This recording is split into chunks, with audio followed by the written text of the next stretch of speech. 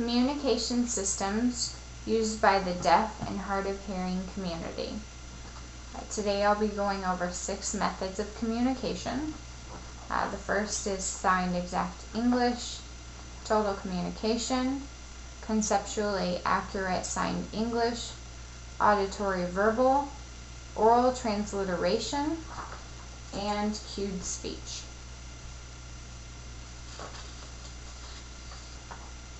First, there's signed exact English, also known as SE. It's where the English language is converted into a manual sentence with the same vocabulary and syntax. So, for example, in English we might say, today we had much rain. In C you'd say, today we had much rain. So you'd say it the exact same way, just you wouldn't speak it, you would sign it. Gerald Gustafson and Esther Zalkow founded C in 1972, and basically the philosophy of C is to be able to relate sign to the concept of spoken and written English words. Signed exact English. Some methods of signed exact English are to expose children to C at home and in school. C makes what is being said in English visibly clear. When children understand C, it has a positive effect on the children's reading and writing skills. Some technology from Modern Sign Press. They have workbooks, vocabulary kits, finger spelling software, and videotape aids. One thing that may be helpful for you parents is that signing exact English text. This book has signs of words, drawings, discusses the details of the system. So if you're interested in learning more about signed exact English, how it works, and some of the details on that, you can see modernsignpress.com for more technology on that. Signed exact English advantages and disadvantages. It's easy for fluent English speakers because it can be learned quickly. The syntax has a better connection to the English language, so it's a visual presentation of English basically. It's really helpful for sign language students. It can also improve reading and writing skills for the deaf and hard of hearing. However, one debate between C and American Sign Language users is that it cannot improve reading and writing.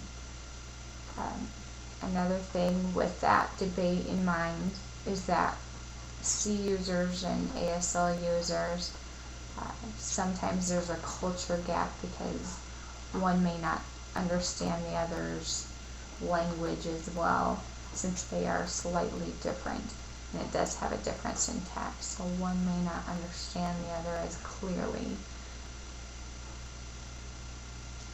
If a person is not introduced to ASL and only C, they will not understand a conversation in ASL since the syntax is different. And also there is bigger vocabulary. For example, running, whereas in ASL it would just be run. In C they would actually do the ing. Or farther, in the American Sign Language they would just do far. In C they would add the er and so on. Then we have total communication, also known as TC. That can include sign language, finger spelling, voice, lip reading, writing, amplification, gestures, and pictures. So there's lots of options and combinations that work. Roy Holcomb, in 1967, he became famous for saying that total communication is a philosophy of communication, not a method.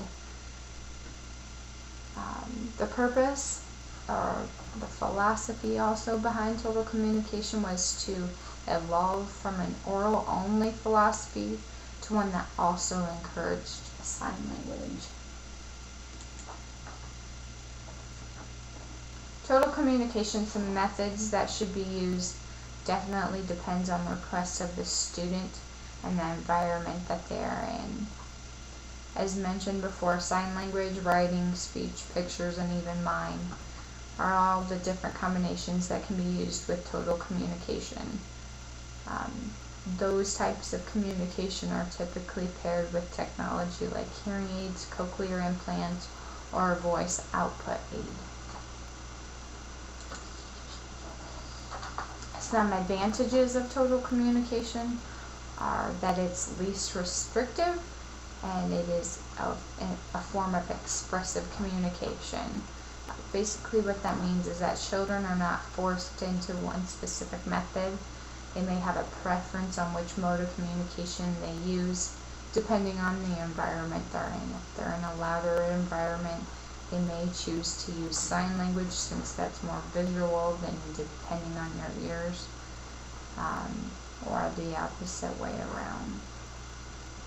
Parents and educators alike, that total communication provides the child a way to communicate if one method is not as strong as the other.